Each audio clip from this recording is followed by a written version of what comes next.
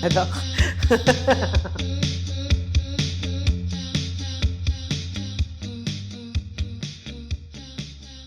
Nous, dans notre label, on a des artistes, surtout lo-fi pop, qui vont être placés dans des playlists. Et en fait, on l'a constaté parce qu'il a été assez vite sorti des playlists. Et donc, ça a eu un impact direct en fait sur nos streamings. Ça a été un peu progressif. Et puis, en fait, il y a eu une espèce de chute vraiment assez vertigineuse, je dirais, voilà, du nombre d'auditeurs. Alors, un exemple sur Mo, qui est un des artistes du label, on est passé de 1 million de streamers à 170 par mois, donc sur Spotify, en l'espace de 1 an. Je commençais à voir dans les playlists que en fait, ça a viré mes artistes et ça a remplacé par des artistes que je connaissais pas. Donc concrètement, c'est perte de fans, on n'en retrouve pas des nouveaux. Et au niveau du label, qui dit perte de streaming égale perte de revenus, l'impact il a été et sur le salariat au niveau de l'entreprise et évidemment sur comment on va derrière continuer à produire de la musique et du disque et tout ça, quoi. Alors depuis qu'on s'est mis à mesurer la proportion de contenus générés par IA qui sont livrés sur Deezer en janvier dernier, on mesurait à l'époque environ 18% des livraisons quotidiennes qui étaient 100% générées par IA. Et aujourd'hui, on est plutôt autour de 28% de ce qui rentre dans nos catalogues chaque jour qui est entièrement généré par IA. Moi, je m'en sers pas dans la création parce que je cherche pas de nouveaux outils à l'endroit de la création qui font à ma place. J'ai tendance plutôt à peaufiner mon savoir-faire, à aimer le déplacer, le modifier, chercher de nouvelles choses. Donc l'heure est à la clarification, j'ai l'impression, entre ce que peut créer un humain et une machine. Évidemment que je suis contre la précarisation des artistes, des créateurs, des labels indépendants, mais ça ressemble à la société qu'on a créée. Pour moi, l'auditeur perd vraiment à écouter en fait juste des morceaux 100% générés par l'IA. C'est justement ce côté artisanat et ce côté émotion. Et c'est aussi l'heure de vérité pour les artistes. La résistance par les artistes, pour moi, c'est d'opposer une humanité, un artisanat, du travail à ça. Je pense aussi que c'est un outil qui va permettre notamment peut-être à des classes peut-être plus défavorisées ou plus, à partir du moment où elles ne sont pas en fracture numérique, évidemment, je parle des nouvelles générations, de s'exprimer aussi artistiquement.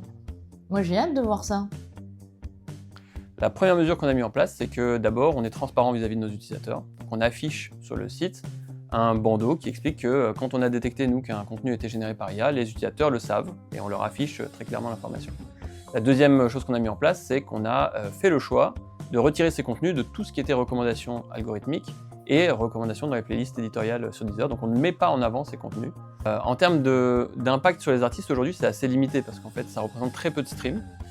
Par contre, ça représente une grosse activité frauduleuse sur la plateforme. Donc il y a des tentatives de générer des faux streams qui sont associés à ce contenu massivement généré. Sur ceux qui sont 100% faits par intelligence artificielle, c'est soit en fait ça sort des plateformes, mais ça me paraît complexe à mettre en place, soit en effet là on fait un étiquetage pour dire juste aux consommateurs qu'est-ce que tu es en train de consommer, quoi.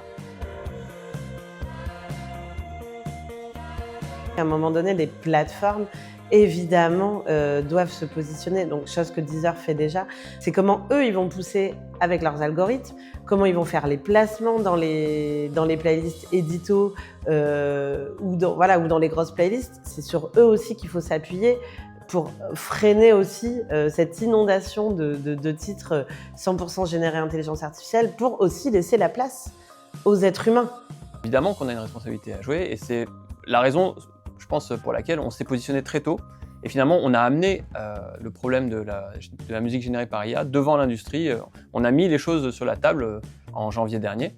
Et c'est parce qu'on pense qu'on a cette responsabilité au moins d'expliquer ce qui se passe et d'être transparent sur le phénomène qu'on l'a fait il y a déjà maintenant quelques mois. Maintenant, expliquer ce qui se passe, c'est pas suffisant. Et ce qu'on met en place aussi, c'est quelque part une espèce de choix, un choix un peu à faire. Nous, en tant que plateforme, on a un rôle éditorial, c'est-à-dire qu'on choisit ce qu'on veut mettre en avant. Et quand on fait ce choix, on peut se positionner en disant on va très clairement choisir la musique qui va profiter à des artistes, des créateurs humains. Et je pense qu'on peut globalement espérer que le reste de l'industrie fera le même choix. Je ne suis pas contre l'intelligence artificielle en tant qu'outil. Je pense que ça peut servir la création. Oui, ok, c'est un outil qui peut même créer des meilleurs morceaux, j'en sais rien. Quand on l'a vu avec le sampling, donc avec DJ Mehdi ou des IAM, etc. Et derrière, c'est juste voilà, pouvoir faire un reversement de droits et protéger derrière aussi la propriété intellectuelle, parce que aussi je trouve que c'est important qu'un artiste puisse dire non aussi. Je veux dire, à un moment donné, si l'intelligence artificielle, elle va aller chercher voilà, du Rolling Stone, ou, bon, je prends vraiment un exemple au hasard, mais il faut que les Rolling Stones, ou même des artistes indépendants, puissent dire non, en fait, tout simplement, au fait qu'on n'utilise ou pas leur musique. Il y a un rôle aussi de l'État, pour moi, à soutenir la création humaine. La création humaine et les entreprises de type label indépendant, parce que c'est nous qui le faisons, des êtres de chair et de sang, et parce que, cette phrase est folle, l'humain a une plus-value sur la machine. Faut-il le rappeler? Je pense que l'État doit accompagner ça, ce qu'on est en train de vivre, et cette transition-là.